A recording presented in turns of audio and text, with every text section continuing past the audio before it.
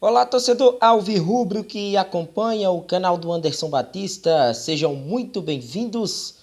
Náutico empatou com o Porto em 0-0, um jogo onde os erros de passe foram comuns de ambos os lados.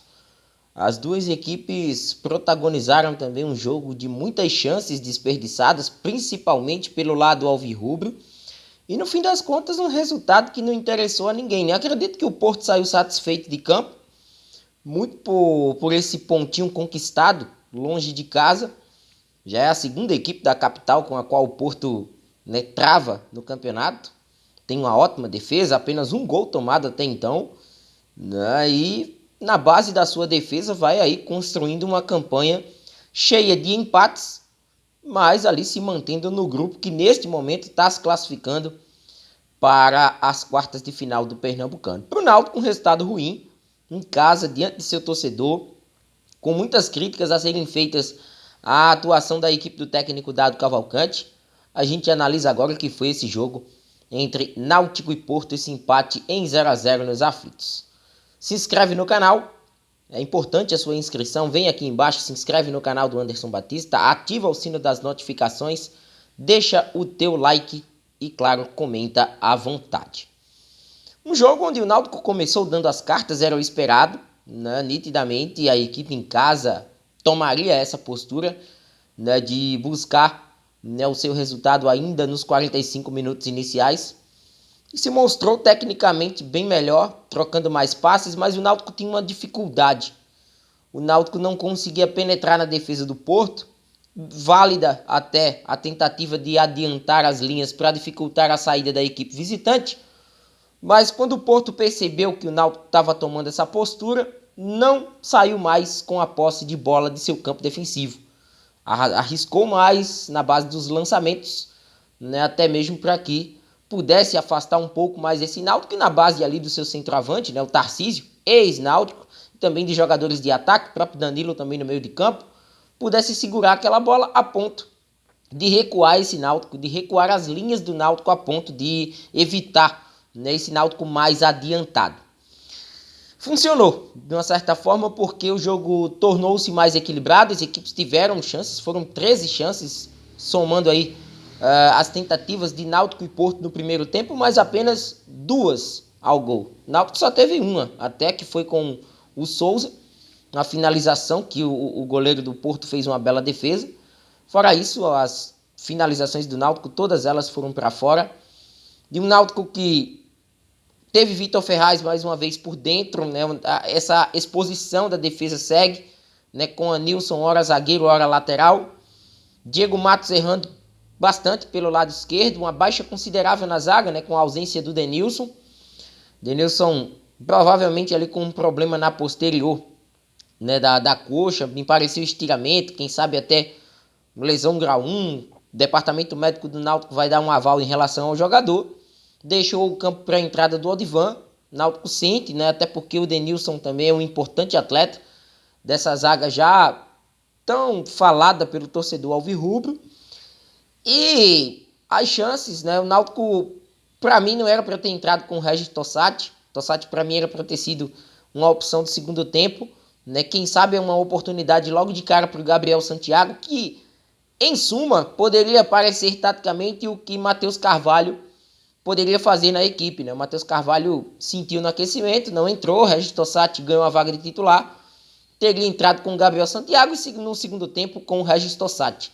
Mas o técnico Dado Cavalcante preferiu a entrada do Tossati logo na equipe principal. Juan Galto e Jean Mangabeira não fizeram, né, um bom primeiro tempo e acabaram sendo substituídos, né, embora o Porto não tenha atacado tanto, e a principal chance do Porto tenha sido em uma jogada, né, por dentro, pelo lado direito de campo, né, ali muito próximo do Anilson, né, o Porto conseguiu se criar e ter a melhor oportunidade na primeira etapa, mas os volantes não foram bem hoje. O Dado Cavalcante trocou, mas foi para um esquema suicida. Ele coloca a presença do Gabriel Santiago em campo e também coloca o Matheus Cocão para fazer a dupla de volantes com o Souza, se assemelhando ao que aconteceu em várias ocasiões na disputa da Série B, o que tornava o Náutico vulnerável na marcação. O Náutico atacou muito? Atacou. Não, o Náutico ganhou com essas modificações, logo nos primeiros minutos da etapa final. Mas o Porto não foi uma equipe eficiente a ponto de incomodar um Náutico que estava vulnerável lá atrás. Se a gente levar em consideração, o Náutico ficou apenas com o Odivan como sendo de fato um cara mais marcador. Porque Anilson é praticamente um lateral, o Diego Matos tem características ofensivas. Se a gente for falar de Souza e Matheus Cocão, não se comparam defensivamente, mesmo com uma atuação bem abaixo, o que pode fazer o Juan Galto e o Jean Mangabeira. Poderia ter sido a entrada do Natan? Talvez, mas ele quis adiantar esse Náutico. Né? O Tossati perde um gol logo no primeiro lance de mais perigo na segunda etapa, chateando o torcedor. Né? Depois desse lance, né, e alguns erros do próprio Tossati, ele acaba colocando o Caion pelo lado direito, que melhora a equipe do Náutico naquela faixa de campo, dando muito calor à defesa do Porto. Né? E o Náutico foi se tornando uma equipe afobada, foi se tornando uma equipe que investiu muito nos cruzamentos, até mesmo porque por dentro, trocando passes, não estava dando. A marcação do Porto, com uma primeira linha de 5 homens, estava inibindo essas ações. E até então, a equipe do Náutico apostou muito nas jogadas pelos lados. O Ovidiero de um lado, o Caion do outro, Júlio mais centralizado numa partida bem mais acanhada hoje, podemos dizer, e o Souza já nitidamente mais cansado até do que na primeira etapa. Vitor Ferraz também participando do jogo por dentro, e alguns erros cruciais de passes, né, do Matheus Cocão, que protagonizaram aí muitas críticas por parte do torcedor. Isso aí é até a própria característica do Cocão, que é o passe, né, um passe mais qualificado, hoje não estava funcionando, não estava entrando nesse jogo da equipe do Náutico. Porto até em algumas situações tentou sair na base do contra-ataque. Náutico ainda viu o seu atacante Júlio ser expulso, num lance que para mim não tinha motivo para nenhuma expulsão ali.